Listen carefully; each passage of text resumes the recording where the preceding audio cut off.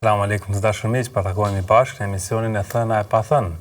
Sot do të flasim për miqt, po në fakt për miqt të pazakontë, apo për miqësi të krijuara në rrethana të pazakonta.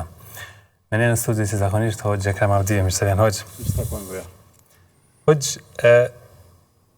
çka e bën një miqësi me u quajtë pazakontë, sipas mendimit tuaj? Bismillahirrahmanirrahim. Para se të pyes se a keni miq të pazakontë. Wassalatu wassalamu ala rasulillah. Unë do të doja të dëgjoja një sqarim prej teje e pazakontë çfarë kuptimi? Kuptimi pozitiv apo negativ? Në rrethana jo normale, jo standarde. Gjithsesi, po supozoj që i ka lyp miqësi të mirë, por të ngjizur në rrethana të veçanta. Patjetër. Për ndryshe nuk mund të bëjmë miq ata që janë të mirë, ata që si konsiderojmë të mirë. Nëse e shmangim atë temën që, do të thonë, bazat e miqësisë, kriteret e kështu me radhë dihen. Po mendoj që mos me përsërit atë që është e gjithnjohur. Për me fol për atë që në të vërtetë ekzistojnë miq të cilët janë njohtu edhe janë përvetësu, miqësi e cila është ngjizë në rrethana shumë të veçanta, edhe unë mendoj se kjo është ajo miqësia e pazakontë. E tash aty janë miqt ose shokët ose miqësia e sakrificave të ndryshme, të cilat mundën me qenë të rrezikshme, mundën me qenë jo të rrezikshme, po megjithatë prapë ngelet sakrificë, mundën me qenë miqësitë e vuajtjeve, mendoj se edhe ato janë shumë të veçanta dhe të pazakonta, të vuajtjeve të përbashkëta. Pastaj mundën me qenë miqësitë e udhëtimeve jetësore, të cilat mundën me u bë për çef, ose mundën me u bë me synim ibadeti, sikur se është haxhi, ose mundën me u bë edhe për ndonjë arsye tjetër, do të thonë edhe udhëtimet të zorit e kështu me radhë. Të gjitha këto mendoj se janë situata, çdo situatë e pazakontë sjell edhe produktet e pazakonta, në mes tyre është edhe miqësia. Si ishin ju miqt apo miqësia që lind në rrethana të sprovave, në spital, shoku i burgut apo miku i luftës e kështu me radhë? Po, unë menoj që nëse në ato rrethana lind një miqësi, atëra jo padyshim që do t'jetë goxha e fuqishme. Për shkak se në ato rrethana të cilat ti po i përmend, smundja, frika. Tash kur them frika, e nënkupton edhe burgun, e nënkupton edhe luftën, e nënkupton nganjëherë edhe arratinë ose ilegalitetin ose gjonat e këtilla. Ato rrethana nuk prodhojnë hipokrizi. Hipokrizia lind në mirëqenie, sikurse e dim. Kështu që kryesisht, edhe pse mund të ketë përjashtime, po kryesisht ato miqësitë të cilat linden në rrethana të këtilla padyshim që janë të veçanta. Edhe miqësitë e vuajtjeve janë miqësi të sakrificës, miqësi të ndarjes së të mirës edhe të keqes, për arsye se miqësitë e mirëqenies janë miqësi të ndarjes së të mirës, luks.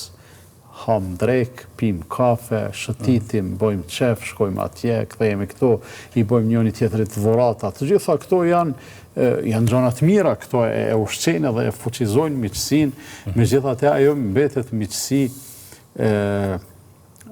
për mos me thonë miqësi e brisht, mirë po mbetet miqësi e pasprovume. Nuk e dim, do të thotë deri në cilën shkallë të tërmetit mund të rezistojnë miqësitë e këtilla. Përderisa ato të rrethanave të jashtëzakonshme, ato janë miqësitë që janë sprovu, edhe është dëshmuar se ato kanë rezistencë të vazhdueshme edhe në momentin që vije mirëqenia pas këtyre miqësive, padyshim që ato janë të qëndrueshme edhe bëhen miqësi akoma më të mira. Mendoj se njerëzit të cilët kanë vujt bashk nuk po përgjithsoj, ose s'po du me t'ingullu, sigur po synoj me jangull gurin, po ja. Mirë po flasë për diçka që ndodh, madje ndodhën shumicë, edhe nëse nuk është 100% qështo. Miqësitë e lidhura në kohë krizash, në kohë vuajtjesh, janë miqësitë përzemërta. Janë miqësitë të cilat të zgjatin edhe kur pastaj njerëzit pas atyre sprovave dalin në selamet, edhe kalojnë në mirëqenje. Atëherë edhe ato kujtime që sigurisht kanë mbetë të skalitura në mbamendje, në memorje, ato kujtime pastaj bëhen të këndshme, për arsye se përjetimet e pa këndshme, për një synim fisnik, bëhen kujtime të këndshme. Njeriu i cili ka vujt duke luftu për një kauzë të drejtë edhe të saktë, ai i cili ka vujt duke luftu për liri, ose duke luftu për drejtësi, ose kështu me radhë, gjithsesi ato peripetit edhe ngritje rënjet që i ka kalu gjatë asaj kohë, pastaj ato mbeten në kujtesë, mirë po mbeten kujtime të ëmbla, pavarësisht pse përjetimet nuk kanë qenë të ëmbla, kanë qenë të hidhura padyshim. Kësaj edhe miqësitë e njerëzve të ndryshëm, të lidhura në situata të pazakonta, bëhen miqësi të ngritura mbi baza të forta, të fuqishme, madje edhe të, domethënë, A mendoni se bëhet miqësia më e mirë e jetës këto që bën në rrethana sprove? Ju i keni përjetuar, domethënë edhe ato miqësitë e luftës, por edhe në këtë rast të burgut, po ndoshta keni përjetuar edhe miqësi tjera në rrethana sprove. Kanë mbetur ata miq prej më të veçantëve në jetën tuaj, edhe pse ndoshta nuk mund të takoheni shpesh, nuk mund të rini. Sakt. Ka miq të cilët mbas edhe nuk i takon shpesh, edhe nuk nuk shoqërohesh shumë me ta për shkak të rrethanave të ndryshme, edhe rrethanave të punës, të aktivitetit e kështu me radhë. Megjithatë, kur i takon, ngjallet gjithçka, ajo. Po, kur i takon, ngjallet nostalgjia, për arsye se janë disa njerëz me të cilët i ke përjetu bashkë çaste dhe momente të veçanta, atë kur e takon është sinonim i ngjarjes, po, edhe ta kujton atë që ke përjetu me te. Qofshin ato vuajtjet e burgut, qofshin ato sakrificat e luftës, qofshin sakrificat e gurbetit, domethënë shpërnguljes që po thua, pa i gurbeti është shpërngulja që realisht ata e rruga deri atje është. Edhe në të gjitha këto, po, është e vërtet, në gjitha këto unë kam miq, edhe kam shumë miq. Edhe me secilin prej tyre kur takohemi për një moment kemi çfarë të shpalosim nga kujtimet e ndryshme. Po janë pastaj edhe i përmenda në fillim ato udhëtimet e këndshme të jetës. Për shembull një rrugë, çfarë do që e ke marrë me dikën, le të jetë edhe rrugë e qefit, le të jetë edhe rrugë për turizëm, ose për tregti, ose për kërkim të diturisë, ose për të vizituar një vend thjesht. Kalimi asaj rrugë bashkë me tjetrin e krijon një lloj kolegialiteti. Edhe çdo kolegialitet në një farë mënyrë sikur i sinkronizon ata katror të përbashkët, ato pjesë të përbashkët të dy personave, të dy qenjeve. Domethënë pikat e takimit. Për atë arsye edhe kolegët e punës nuk janë thjesht veç kolegë, ata janë edhe miq, për shkak se gjatë orarit punës ti e ndan hapësirën me ta, e ndan kohën me ta, bashkëpunon, bashkëvepron me ta, edhe kësaj ajo miqësi e krijuar në ambientet e punës, ajo mundet me të shoqëruar edhe pasdite pastaj. Do të mundet me u kriju edhe miqësi familjare. Domethënë mendoj se që puna është bërë shkak që të krijohet një miqësi. Megjithatë këto janë rrethana më të zakonshme hoxh, të punës, të studimeve, të shkollës, të lagjes, ato janë të pritshme që ndodhin. Edhe të studimeve nuk kisha thënë se janë bashkë të zakonshme, duke qenë se njerëzit gjatë kohës së tyre të studimeve përballen me sfida të ndryshme. Por është e pritshme në studime të bësh miqësi të re. Mirë po, asnjëherë ta zëm nuk e mendon se do të bësh një mik në burg, sepse nuk është normale njeriu të ndodhet në burg apo në një udhtim në luftë e kështu me radhë.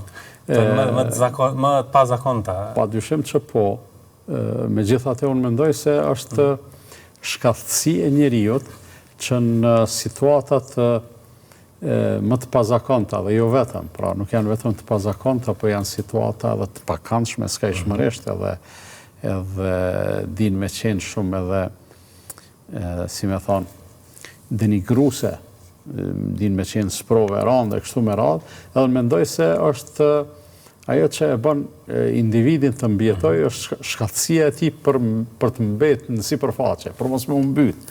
E në kuadër të kësaj, padyshim që një rol të veçantë e luan edhe miqësia, duke qenë se dy apo më tepër njerëz që i përjetojnë të njëjtat vujtje, të njëjtat tortura, të njëjtin presion e kështu me radhë, gjithsesi secili prej tyre e ka një forcë të rezistencës, deri ku mundet me duru, deri ku mundet me rezistu.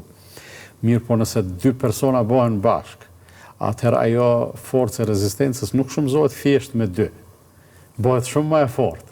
Për arsye se njerëzit mes tjerash edhe frymëzohen duke e pa njëri tjetrin, edhe i japin gajret njëri tjetrit, edhe në një farë mënyre ja kujtojnë njëri tjetrit ato gjëra të cilat në situata normale i kanë pas të gdhendura në mendje edhe në kujtesë, se funit çdo rrugë drejtë edhe e mirë edhe çdo synim për të arritë diçka të dobishme për vete, për familjen, për rrethin, për kombin, për njerëzimin, ajo mundet me të ekspozu që të përballesh me situata të pakëndshme. Duke qenë se dikujt i azer rrugën, dikujt i pengon, dikujt i aprish planet, funit, sikur të mos ekzistonin planet e errta, mbase nuk do të kishte shumë nevojë edhe për ato planet e ndritura. Sikur të mos ekzistonte zullumi, s'do të kishte nevojë për luftë për drejtësi. Sikur të mos ekzistonte robëria, s'do të paraqitej nevoja për luftë për liri e kështu me radhë, edhe në të gjitha këto rrethana pra njerëzit, si me thonë, e kanë të kalitur në kujtesë atë që duhet të bë, mirë po kur futesh në arenë ose në fushë betejë, gjonat megjithatë ndrojnë, se ato që e ke ditë në teori mundet me u kriju një vakum, një shkputje në mes asaj që e din teorikisht dhe në mes asaj që i gatshëm të bësh në praktik. Por arsye se nuk do të harru se aty mes tjera që kemi edhe emocionet, të cilat nuk mësohen në për libra. Emocionet thjesht përjetohen. Unë e di se po menoj psikologët e psikiatrët e kështu me radhë, merren edhe me trajtime emocionale, mirë po nuk kam dëgju që të ketë shkru dikush, si me thonë, qysh rregullohet një emocion, ose qysh përjetohet një emocion, ose kështu me radhë, me një fjalë përshkrim të emocionit nuk e ditë kemi. Edhe thash, në këtë rast, ajo që ti e ke ditë për të saktë dhe për të vërtet, tash vije momenti që ti me dëshmu se je duke besu fuqishëm në atë. E kur je duke besu fuqishëm, padyshim që detyrimisht do të ekspozohesh sprovave, por kjo nuk do të thotë se gjithmonë kemi qëndru stoik edhe i paluhatshëm. Njeriu megjithatë është krijesë e ndikueshme. Ndikojnë edhe të këndshmet edhe të pakëndshmet. Pra, nga njëherë e pakëndshmja mundet me e çu njeriu afër thyrjes. Mirë po, pastaj edhe joshjet e dunjas edhe të mirëqenjes nuk janë më pak të rrezikshme për me e lajthit njeriu prej diskursit të saktë të kauzës për cilën ai, si me thonë, në cilën ai beson edhe për cilën lufton edhe është i gatshëm të sakrifikohet. Për shkak të kësaj, njeriu ka nevojë shumë, pra, nevojë të theksuar përmiq të idealit, përmiq të sprovave, përmiq të vuajtjeve, të cilat pastaj i bojnë, si me thonë, i bojnë njëri tjetrit generatorin, burimin e energjisë. Hoxh, ekziston një thënie që e kam veçu. Thuhet kur të biesh i njeh miqt, kur të ngrihesh të njohin. Si e kupton ju këtë? Unë të kisha pyet ty si e kupton ti. për arsye se kjo thonje në një farmyre unë e kam thonë këte. Dhe më thonë, kur të biesh i njeh misht për arsye se të gjithë i kemi ngritjet edhe ramjet tona. Të gjithë i kemi lavdit, por edhe ato qëndrimet nënhijet tonat. Edhe është shumë normale që kur je i suksesshëm, kur je në gjendje të lavdis, kur i ke të arriturat e ndryshme, ato gjithkush lakmon me qenë afër teje, jo për shkak të personit tënd, sa për shkak të suksesit tënd, famës tënde, nga njerë për shkak të pasunisë tënde, nga njerë për shkak të pozitës, ndikimit e kështu me radhë. Do më thonë arsyet edhe motivet janë të ndryshme. Edhe në këtë rast, do më thonë, kur ngritësh të njohin miqt, e aty janë miqt e zakonshëm, të pazakonshëm, miqt e sinqert edhe të pasinqert, të përzemërt edhe të përzemërt e kështu me radhë, ndërsa kur jenë sprovë, ti njeh miqt e vërtet. Pra, aty është ajo prova. Prova kryesore. E marrëdhënieve miqësore. Unë menoj, Bujar, që ata tash po mundohem me formulu me shumë kujdes që mos me lënë hapësirë me u keq kuptu, mbas edhe do të kem nevojë ta sqaroj çka po du me thonë. Ata të cilët të gjinden kur jenë në vështirësi, ata i kemë miq. Mos u hamend, ata janë miq tu. Tash ndonjë mund të jetë edhe ndonjë mik i cili nuk tu ka gjendë në vështirësi, arsyet mund të jenë, mbase nuk ka dëgjuar se ti ke pas vështirësi, mbase ka qenë në një situatë që s'ka mujt me ta zgjat dorën. Mbase ka qenë më i sprovuar se ti, e kështu me radhë. Domethënë, mundën me ekzistu mirë, po, që ata që tu kanë gjendë kur ke qenë në vështirësi, ata padyshim që i ke miq. Edhe këtu në një farë mënyrë ndodhej klasifikimi dhe eliminimi sita e miqve të ndryshëm, të atyre të interesit, të atyre të pasinqert, të atyre të cilët miqësinë me ty e kanë thjesht për të kalu kohë, për të pi kafe, eventualisht për të shkëmby ndonjë ide, ndonjë mendim, ndonjë bisedë, ndonjë batut, mirë por nuk i ke për, si me thonë, për t'ia çajt ti hallin atij ose ai ty, për t'i dalë ndihmë ti atij ose ai ty, ti mbase edhe mund ta kesh gatishmërinë, mirë po ai nuk është personi i duhur. Ata të cilët ta shtrin dorën atëherë kur ke nevojë, unë mendoj se ata duhet me i vizu mirë, edhe do të me nënvizu në figurën e tyre, me vija të trashën me ditë se ky njeri nuk bën me u humbë. Këtë njeri do të me erujt. Përderisa atë grumbullin e madh të miqve, që e kemi, është begati gjithsesi. Miqësia, Bujar, është nevojë njerëzore. Njeriu nuk mundet me jetu pa miq. Nuk mundet me jetu pa rreth, nuk mundet Ademin a.s. Allah i madhruar e krijoi në xhennet, mirë po s'bohej rahat për shkak se ishte i vetëm ishte, nuk kishte asken. Edhe derisa ja krijoi Allahu bashkëshorten, ai nuk e din se çka i mungonte. Filloi me ndi veten më mirë, u bën çift, u bën palë. Kësaj njeriu nuk, për atë arsye ekzistojnë ato dënimet në këtë dunja, cilat janë. I thonë, do të qëndrosh në burg 10 vite, në burg 10 vite veç ka me najt, ka me hangër, me pi, gratesi ka krejt, po thjesht veç pse është i izolum prej miqve dhe prej të dashurve, për atë arsye është dënim edhe vujtja ajo. Për atë arsye pastaj njeriu edhe aty synon me kriju si kompenzim alternativ të miqve që i ka jashtë, të familjarëve që i ka jashtë, me e gjetë ndonjë shok ose ndonjë kështu me radhë i cili me gjithatë mundet me plotësu atë zbrasi. Duke qenë njeriu i këtill, pra i ka nevojë për miq, por fatkeqësisht jo gjithmonë ata që afrohen janë miq. Disa prej tyre nuk kanë ndoshta ndonjë synim të keq, mirë po edhe nuk janë për të mbështetur në ta. Disa edhe mund të kenë synime të këqija, disa tjerë mund të kenë synimet kufizume, interesa që themi ne, edhe ajo miqësia e tyne zgjat aq sa zgjat interesi. S'po them se s'ka të përzemërt në mesin e tyne. Mirë po e përzemërsia është aq sa e kufizuar gjithsesi. Edhe janë ata miq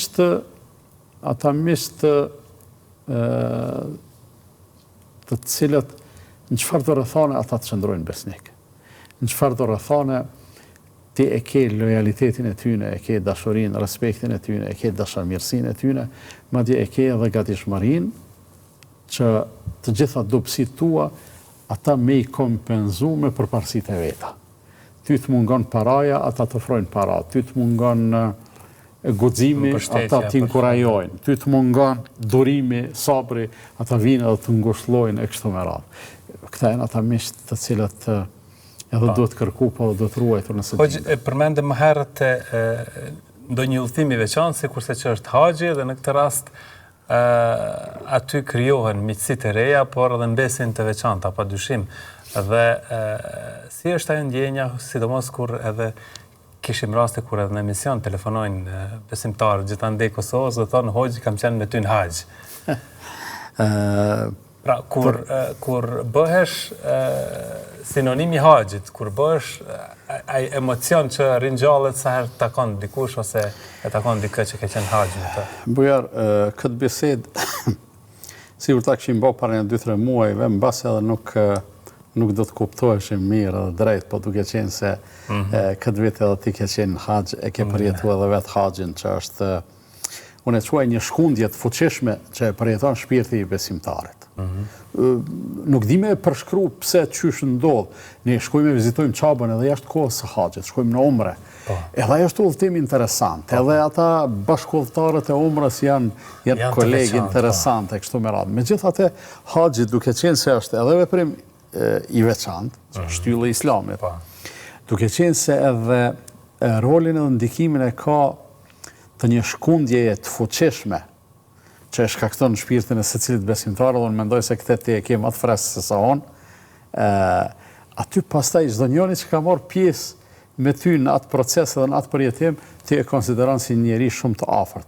E kam për qëllim ata me të cilët ke nda kohë, ata me të cilët ke nejt, ata me të cilët ke shku në xhami dhe i kthy pi xhamis, ose ke shku në Arafat dhe keni qëndruar afër bashkë dhe keni mos të them keni evoku kujtime, po ndoshta keni shpalos përjetime, keni folë dhe keni analizu qysh po e përjeton, për shembull haxhin, ose Arafatin, ose tawafin, ose faljen në Qabe, kush po të kujtohet, çka po të kujtohet me u lutë, e kështu me radhë. Edhe padyshim që sa më shumë që të ketë pika të takimit në këtë aspekt, ai person të bëhet më i dashur për arsye se në një farë mënyrë duket sikur ai po ta kupton shpirtin. Pra nuk komunikon thjesht me komunikim vizual, as me komunikim akustik, ti flet ai dëgjon edhe anasjelltas, por në një farë mënyrë sikur komunikojnë shpirtat, sikur shumë çka që edhe për ty edhe për te është e papërshkrueshme, po përjetohet njëjtë edhe ti thu çka pas ka shpirtin sikur themi, koxha të ngjashëm me shpirtin tim. Unë kam qenë haxh disa herë, 10, 11, 12, kështu prafërsisht, nuk më kujtohet sa, edhe në një interval kohor prej haxhit parë 1991, dhe në haxhin e fundit 2024, pra në rrethana të ndryshme, në moshë të ndryshme, me status ndryshëm, ato haxhet e para i kom bë si vendas atje, për shkak se kam qenë student atje, edhe këto haxhet tjera si haxhi, si mysafir, edhe këto janë përjetimet e ndryshme, mirë, po sigurisht që ka njerëz me të cilët kam bë haxh dhe jem shoqëru gjatë haxhit, e ndoshta ndonjë edhe e kam harru, por pjesën ndërmuese i mbaj mend edhe cilin do prej tyre kur e takoj për një mend e konsideroj si mik shumë të veçantë.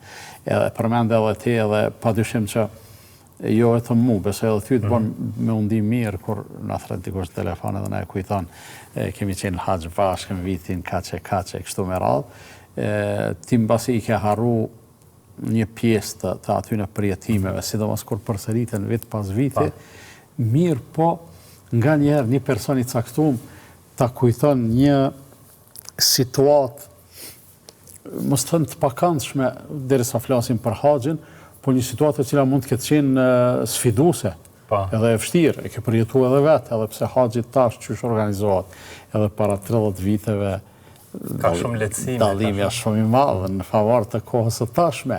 Edhe tash për shembull kur e ke përjetuar ecjen në kamp ose vapën e madhe ose ke hec ndoshta 500 metra, 1 kilometër derisa ke gjetë ujë, pasi të ka kaplu etja e kështu me radhë dhe ujin e ke nda me gjithë ata që ke qenë në shoqëri, nga njëherë dikush, një person të kujton komplet qatë situatë. Mos të kujtojë ai njeri si simbolik ose si sinonim i asaj ngjarje, mbasi komplet ngjarje do të kalonte në harres. Edhe kjo padyshim këtu merroj e përbashkëta e gjithë asaj e miqësisë së pazakontë që ndron te fakti i përjetimeve të vështira, larg komoditetit, domethënë të përjetimeve larg komoditetit, të cilat mbahen mend më gjatë, por derisa edhe dikush ka qenë protagonist bashkë me ty aty, e konsideron si kohë të afërta e të njeri. Po e marr një shembull tjetër. Nëse në një udhëtim tonin të shkurtër ose të gjatë ose relativisht të gjatë, heci me makinat tona, mund të takosh rrugës ndonjë njeri që eventualisht e njeh, mund të mos kesh shumë mohabet. Domethënë duke ecë në autostradë, ti e kalon një vetur të një personit që e njeh, po s'mund të thuash se e ke mik. Edhe ti e kalon, vazhdon, nëse ndaleni me pushu në një pikë pushimi dikon, pas edhe mund të përshëndeteni ose mund të mos përshëndeteni. Mirë po. Me ndodh situata tjetër hipotetike. Duke kalu ti e ke pa një person të cilin prap mezi e njeh, mirë po ati është prish makina ose është shpu guma. Ndërgjegja nuk të lenë me kalu, pa u ndal edhe me ofru maksimumin e ndihmës. Edhe aty ti do të vonohesh, pra do të sakrifikosh kohë. Mbas edhe do të lodhesh duke i ndihmu me fiksua defektin që e ka, mbas edhe i ofrosh, i thua, hajtë ta marim gomën tënde dhe shkojmë deri te pika më e afërt për ta rregulluar kështu me radhë. Çka ndodh me çet ngjarje që shto? Këtu krijohet një miqësi. Edhe unë jam shumë i bindur që edhe ai person, po edhe ti, do të krijohet një konsiderat e re, goxha e fuqishme për njëri tjetrin, edhe pas kësaj unë mendoj se atë moment gjithnjë do ta kujtoni me, si më thon, me kënaqësi, për shkak se ti i u gjinde një personit që e njehje, ose edhe një person që nuk e njohur fare, thjesht njerëzillëku yt s'kalon me kalu pa u nal, edhe pse për ty ai njeri është i panjohur. Pra edhe këtu krijohet një miqësi e dyshimi, e njëjta gjë mund të ndodhë edhe ty, ti mundesh me qenë ai që ka mbet në rrugë, që për e thonë, që është njësh nëse dikush ndalet me ta ofru ndihmë. Pra kur kujtojnë këto momente. Do doja edhe pak të qëndrojmë në këtë pjesë të emisionit dhe të kalojmë pak në atë historinë islame. Dhe e dim që të gjithë sahabët, të gjithë shokët e Muhamedit alayhis salam ishin të gatshëm të sakrifikohen për të vetmohohen. Mirë po, kur bëhet fjalë për miqësinë, është Ebu Bekri ai që veçohet, sidomos ai udhëtimi gjatë hijretit. Po. Bujarë kemi thonë shumë herë se Ebu Bekri si personalitet ishte i veçantë, për shkak të gjithë asaj dëlirësie, mirësie, gjithë atij përkushtimi edhe përzemërsie që kishte në shpirtin e tij. Dhe nganjëherë pikërisht këtë e ka qitë në pah pejgamberi sallallahu alaihi wasallam kur thonte mos më ngacmoni mikun te, lejeni rahat, mos e ngucni. Për arsye se të gjithë ju kur ja u kam ofruar thirrjen edhe ftesën, e keni pas një lloj hezitimi, jeni hamend nga pak. Përveç Ebu Bekrit i cili për asnjë çast nuk është hamend, krejt çka kom thonë, ai ka besu, krejt në çka kom thirr, ai e ka pranu. Krejt çka kom promovu, ai e ka marrë për të mirëqenë, e ka marrë si vlerë. Edhe Ebu Bekri, pra kjo është dëshmia e pejgamberit sallallahu alaihi wasallam, po Ebu Bekri e ka edhe dëshmin tjetër i jetën e vet. Tash për shembull kur filluan njerëzit të emigrojnë në Medinë, Ebu Bekri mund të emigronte sikur të gjithë muslimanët, për arsye se u dha një leje e përgjithshme për të emigruar, për të bërë hijret. Kështu që njerëzit nuk kërkonin më leje të veçanta. Por Ebu Bekri e kërkonte një leje të veçantë dhe i tha pejgamberit sallallahu alaihi wasallam, nuk i tha apo më jep leje me shkuën në Medinë, po tha apo më jep leje me qenë shoqëruesi yt në rrugtimin e hijretit. Dosti nuk lihet vetëm. Nuk lihet vetëm. Edhe sikur ishin besatu për një gjatë tillë. Ebu Bekri filloi me u përgadit, pra nuk ishte një njeri, në asnjë mënyrë ai nuk donte me u bë barr, ai donte me u bë lehtësues. Filloi me u përgadit, i kishte ble 2 deve të veçanta për udhëtim. Sikur me thonë sot 2 bicikleta të mira, speciale, mos thënë 2 makina, se nuk përputhet me shembull. Për të kuptuar rrethanat e rrugtimit, po. Dhe më thonë, 2 deve të veçanta dhe i mbante, i ushqente, i kishte pajis me pajisjet e nevojshme, që kur të vije momenti se tash pejgamberi sallallahu alajhi wasallam i kishte thonë, ne do të bëjmë hijret së bashku, po mua akoma nuk më ka ardhur leja prej qiellit që të emigroj. Edhe Ebu Bekri priste, mirë po priste i përgatitur, i mobilizuar deri në maksimum, edhe kur erdhi Rafen zonja Aisha radiallahu anha, nona e besimtarve, thot erdhi te ne pejgamberi sallallahu alaihi wasallam në një kohë të cilën zakonisht nuk na vizitante. Edhe i tha, o Ebu Bekër, në ka ardhur leja për të udhëtu, i merr Ebu Bekri ato 2 deve, me ato pajisje, me ushqim, me çka ka pas, edhe nisën në udhëtimin e hijretit. Edhe udhëtimi i hijretit pastaj i ka disa detaje, interesante shumë, ku për shembull Ebu Bekri përshkruhet mes tjerash, përshkruhet edhe ecja e tij në relacion me pejgamberin sallallahu alaihi wasallam.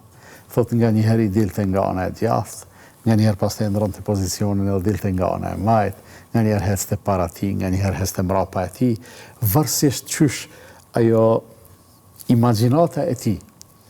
Mund ta imagjinonte ndonjë rrezik, nëse i shkonte mendja se mund të kanose nga ana e djathtë, Ebu Bekri ishte ai i cili e vendoste veten më afër rrezikut.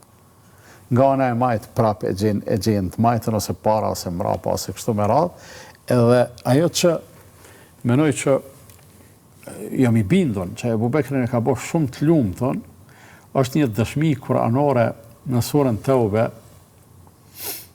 Në surën Tawbe Allah i madhruar e përshkruan këtë udhëtim, e përshkruan këtë përkrahje, e përshkruan këtë dashamirësi, këtë miqësi të veçantë dhe të pazakontë. Edhe mes tjerash e përshkruan se pejgamberi sallallahu alaihi wasallam e kishte Ebu Bekrin për një vend sahib, mik, shoqërues, sahib do të thonë shoqërues, idh yaqulu li sahibi, kur ky, është fjala për pejgamberin, i thot mikut të tij dhe shoqëruesit të tij, la tahzan, mos u pikëllo. Inna Allaha ma'ana, Allahu vërtet është me neve. Po mundohem me imagjinu, mundohem edhe ti pak, ndoshta për me përjetu, qysh ka mujt me uni Ebu Bekri, përmirësia e tij u vërtetua nga Allahu. Me Kur'an, me fjalët e Allahut. Pastaj, a do të ishte, pra po bëjmë mohabet unë edhe ti këtu, a do të ishte më interesant sikur Allahu të thonte idh yaqulu li Ebi Bekrin la tahzan, kur ai i tha Ebu Bekrit mos u pikëllo. Duke përmendur emri. Me përmendur emri, kjo nuk do të vinte në pah ndonjë relacion. Mirë po kur i thot mikut të tij, kjo është punë e madhe shumë.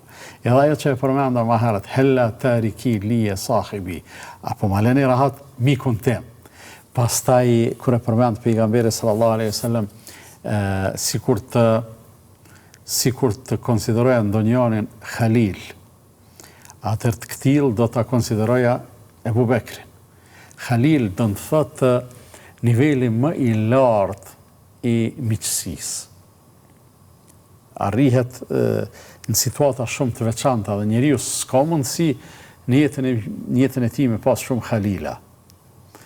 Se pikërisht këtë e thot pejgamberi sallallahu alajhi wasallam, thotë sikur ta kisha ndonjërin Khalil prej njerëzve, sigurisht ai do të ishte Ebu Bekri, mirë po unë jam i rezervuar me qenë Khalili i Allahut. Ky i thojnë arabisht hulle, ky Khalil lëko, nuk është specifik edhe i veçantë vetëm për të devotshmit edhe vetëm për besimtarët. Jo, ka edhe njerëz të rëndomt, madje ka edhe të atill që nuk janë besimtar, ose u takojnë besimeve tjera, ose mund të mos jenë besimtar fare, ose kështu me radhë, e që eventualisht mund të Pohohet se ekziston një miqësi e përzemët mes tyre, mirë po, ajo miqësi është miqësi e një kornize më të kufizume, për arsye se nuk e te i kalon kornizën e kësaj jete, kornizën e kësaj bote.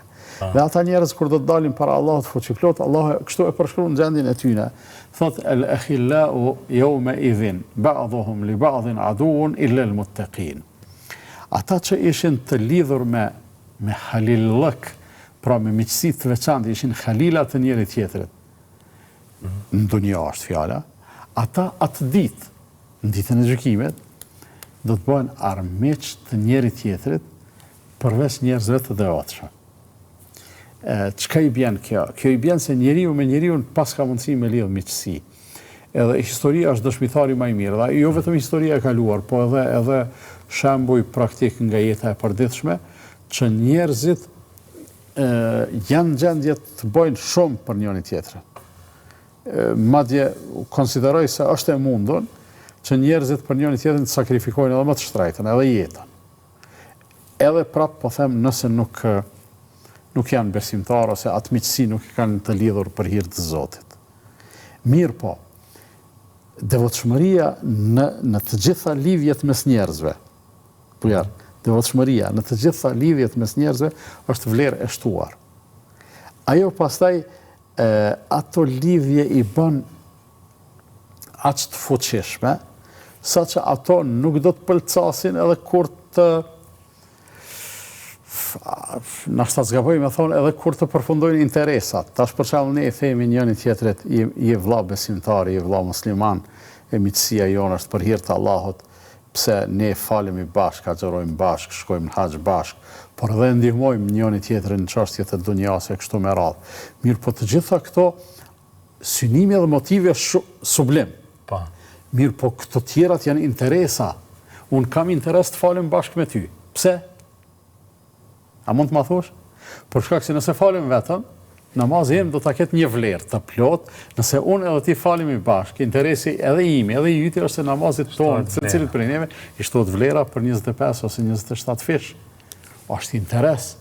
Në momentin që ne ndahemi për kësaj jete, ky interes ka përfunduar se ne nuk do të falemi më. Mirë, po devotshmëria, duke qenë se devotshmëria i ka dhënë frym kësaj miqësie, devotshmëria e ka mbush me gjak, me oksigjen këtë miqësi, ajo nuk e lën që të shkputet kjo miqësi.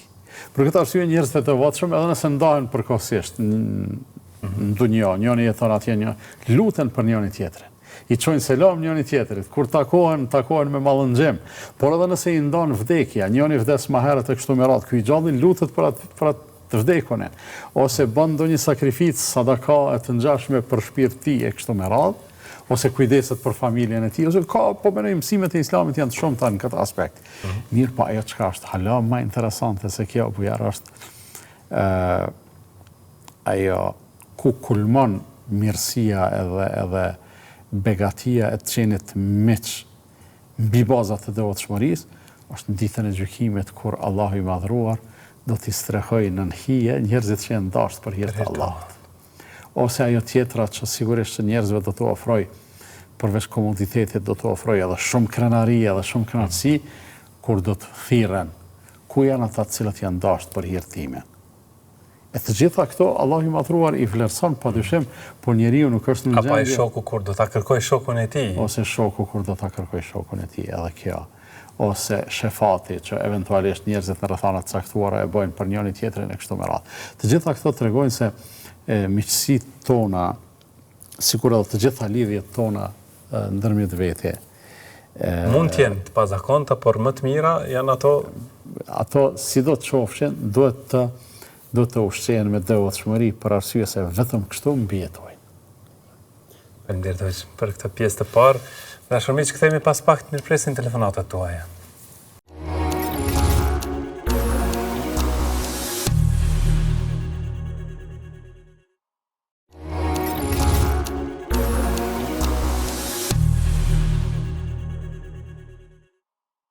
Vazhdojmë tutje dashur miq, në vazhdim është koha që të mirëpresim telefonatat tuaja, ndërkohë ne do të lexojmë një mesazh. Thot jeta moderne po më bën presion për të dukur ndryshe nga ajo që jam. Qysh me rujt identitetin? Interesante.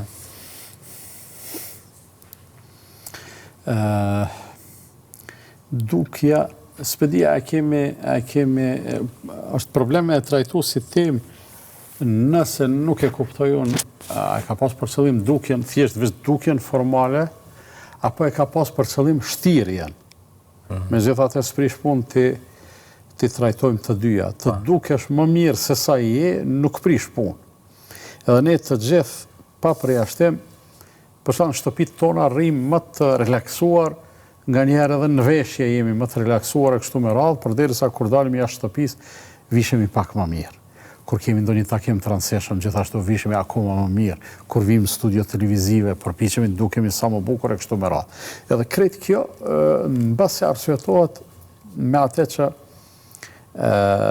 pejgamberi sallallahu alaihi wasallam kur ka folë për sidomos për mendjemadhësinë, për arogancën, e kanë pyet, a është arrogancë nëse unë vishem bukur, dëshiroj të dukem bukur e kështu me radhë? Ka thonë jo, përkundrazi, Allahu kënaqet kur robi ekspozon begatit e Zotit. Ka thonë Zoti pasuni, vishu si njeri i pasun. Sillu si njeri i pasun, e kështu me radhë, po jo me arogancë. A nëse me dukje, me fjallën dukje, e ke për qëllim të paracitemi ata që nuk jemi, atër kjo është rrezikshme. Kjo është shumë e rrezikshme për arsye se shtirja është, menoj që është manifestimi i hipokrizisë. Kështu që njeriu shtiret vetëm atëherë kur nuk dihet komod me atë që është. Nga njerë ndoshta do të na vi marrë të turprohemi për diçka që eventualisht mund të kemi, ama kjo... Në këtë rast përmendet si problem, pra si shqetësim, thotë është jeta moderne, po më bën presion me u duk ndryshe, e unë po du me rujt identitetin. Po pra ndodhet njeriu në këto situata. Fjala identitet është fjala e gjanë.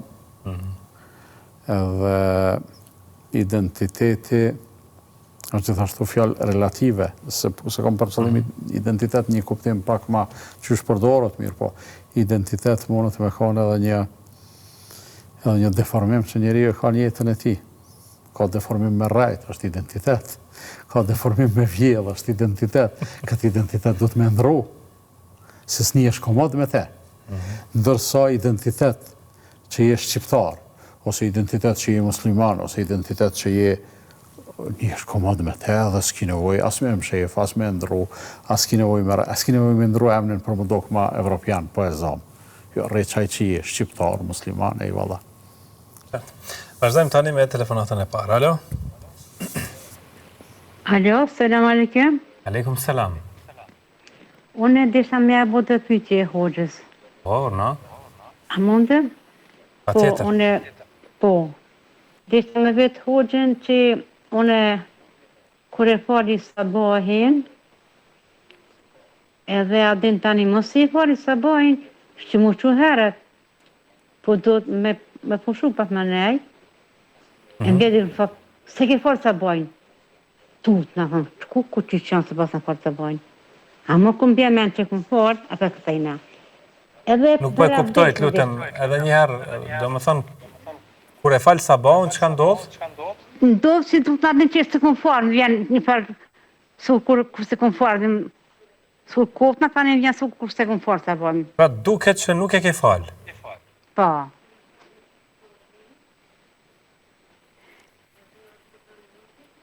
Nëse duket që nuk e ke falë, që po din që e ke falë? A unë me falë dhe i bëjë dhikrat kejtë, ama në dështë mas zumit në vjenë, shto. Do më thonë, kthehesh në gjumë dhe pastaj kur zgjohesh duket që se falë. Po, qashtu. Edhe disa me vetë hoxhën se unë jam adhin kështu të 10 vjeçare gati. Edhe njerë? Pyetja e dytë? Po thëmë, kur adhin jam të 10 vjeçare për abdesin, kështu disa me vetë hoxhën. Se më kontë të smut, dishka nëse një grep, se një kodi, do e the, e në pëmosh adhin me mora abdesin kështu, po i këmë dhëmë me skrave, një 2-3 javë, valla ka. Nërse më ka pranë namazja ju. Dhe më thënë, je falë pa abdes, apo... Jo, i ku më mes së krave për një tisha, sa din kisha shluje, po dhe kisha kësi... Nuk më isha dhe me marë abdes së bashkë. Ama po këso e kam marë abdes me dije, me... Me uj ke marë abdes, apo te imun? Ja, me uj. Dhe që di ku mund për një tisha këso krave, me ku më i ku marë meset, ama... Mundën e hoqë me akseptu problemin duke qenë si hoqë me pyetjet të lloj-llojshme. Besoj që do t'ja japë një përgjigje. A keni pyetje tjetër? Jo, falenderoj shumë, kalofshi mirë. Falenderoj shumë. Zoti të rujtë. Ska gjë. Haj, kalofshi mirë. Edhe ju kalofshi mirë, do të inkuadrojmë një tjetër telefonat, alo? Alo, noni? Ka ikur. Pra... Thotë e falë sabahun, pastaj bjen për të fjetë, kur qohet i duket sikur se ka falë sabahun. Tash këtu, për një mend, nëse ti e din se e ke falë, pastaj veç po doket se ke falë, shpërfilla ato çka po doket. E din që e ke falë, je në rregull. Ma konkretisht se kjo është, për shembull, e din që ki abdes, po s'të kujtohet a e ke prish. Ki abdes. Tjetra, e din që e ke prish, po s'të kujtohet a ke marrë masë ndej, s'ki siguri, s'ki abdes. Dhe më thonë, shkon gjithmonë duke ngrit praktikën tonë mbi ato që ka i bindon se e ke ba. Edhe qështu largon këto dilema, mos i hyn fellit me ato po mdoket kështu, po mdoket ashtu, se ato s'marojnë asnjëherë. Puna e abdesit, kam qenë smur sot. Njeriu do të me, për atë arsye na do të më mësu. Si fëmijë kemi mësu shartet e islamit, shartet e imanit, shartet e namazit, abdestit, tejemumit, guslit e kështu me radhë. Edhe kur të mësojsh ti që tejemumi është zavendësimi i abdestit, për shkak të pamundësisë me marrë abdes, ose sepse s'ke gjetë ujë, ose për shkak që s'ke mujt për shkak gjendjes shëndetësore, atëherë ti merr tejemum edhe falësh duke e ditë arsyen e saktë që të ka pengu me marrë abdesin. Po tash në gjendjen tonë shëndetësore nuk po e di me të thonë a ke pas arsye pse s'ke marrë abdes apo jo? Vazhdojmë një tjetër telefonat, alo? Alo? Po? Selam aleikum hoq. Aleikum Aleikum selam. Të hoxhën, unë jam që foli namazin haxhiki, po surën e kunutit po mund me mësua. Kur që foli atien, salat e vitrën. Çam është mirë me knuat, cëllën surë, diçka. Pra në namazin e vitrit çka me knu, apo? Po, se nuk po mund me mësua atë kunutin. Kunutit s'pedim. Okej. Rregull. Edhe të spet ku për njëhi. A bon me mësu me knue surën e të speve. Mi një, a veç me knue vetë surën, tani mi një të spet. I ki fjallën ajetul kursin, të spidovën, apo? Po, për ajetin kursi. Okej. Po të spidohet. Në rregull. E qartë. Edhe kur tu bije, a bon me knu për shrafi, me knue lutje me bu. Qartë. Okej. Po. Faleminderit. Selam aleikum. Aleikum selam. Se kemi tjetër telefonat, të inkuadrojmë, apo do të vazhdojmë me përgjigjet, po? Thot, nëse nuk e di kunutin, ti namazin e vitrit fale. Nëse nuk e din duan e kunutit, derisa ta mësojsh duan e kunutit, mund të thush çfarë do duaje. Rabbena atina fid dunya hasanatan wa fil akhirati hasanatan wa qina adhaban nar, për shembull. Por nëse asate se din, mundesh edhe me u fal pa kunut, pa duat kunutit, mundesh ose edhe me bo ndonjë lutje edhe shqip. Do me thënë, të kursin gjatë vikrit pra të namazit. Po, ajetul kursin është mirë me e thonë, të spidovën, do më thonë gjatë vikrit mas namazit, e thu të spidovën, pas ta i tërhek të spit, subhanallah, alhamdulillah, Allahu akbar, të trijat nga 33 herë. Lutjet e gjumit a bën me i thonë shtrirë? Po, shtrirë do të mi thonë, se nëse themin kom, s'na merë gjumi. Mirë, vazhdojmë me një mesazh. Thotë, namazin po e fali vetëm në shtëpi, jo në xhami, a e humb vlerën? Nëse i mashkull, atëherë gjithsesi namazi i mashkullit në xhami ka vlerë më shumë se sa namazi i tij në shtëpi. Për arsye se burrat janë të thirrur me u falë në xhami. Megjithatë, nëse e falë në shtëpi, edhe e falë në rregull, namazin e ki në rregull inshallah.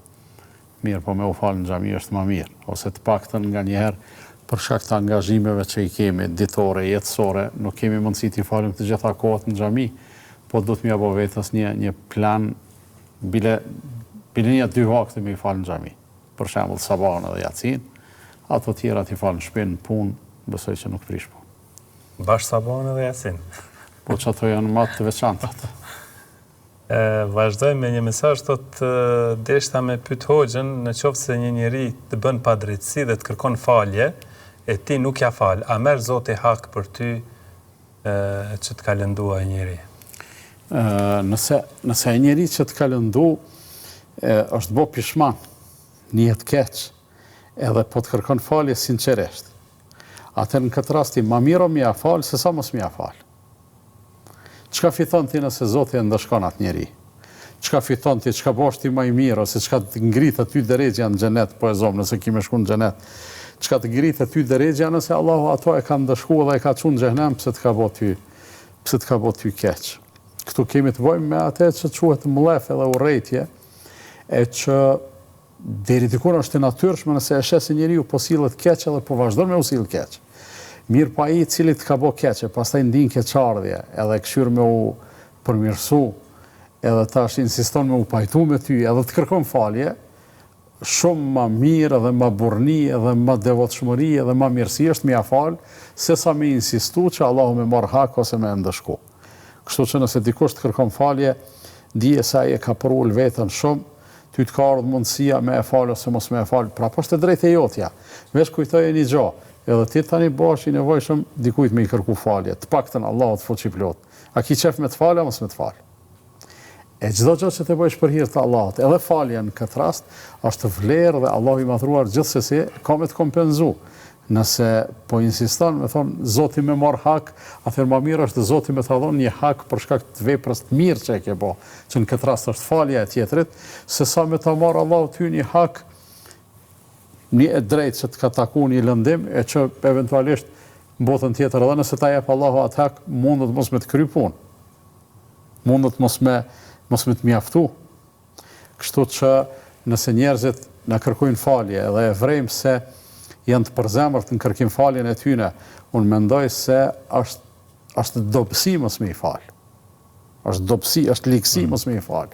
Në këtë rast, nëse ai për një moment çaq përzemërsisht ndin keqardhje që të ka lëndu, edhe po të kërkon falje, po përulet para teje, edhe ti s'po e falë, atëherë në një farë mënyrë ti prej viktimës, në një farë mënyrë e kthin keqbars. Veç kujtoj nevojën tonë që Allah me të falë, edhe menoj se do të motivosh mjaftueshëm për me falë tjetër. Pra duke falur mund të tërheqësh faljen e Zotit. Pa pikë dyshimi. Vlerë shumë. Allah të rujtë bëjarë ishte kënaqësi si gjithmonë. Dashur miq, kështu arritëm në fund të takimit të sotëm. Faleminderit shumë që na ndoqët. Mirëmbëjtje.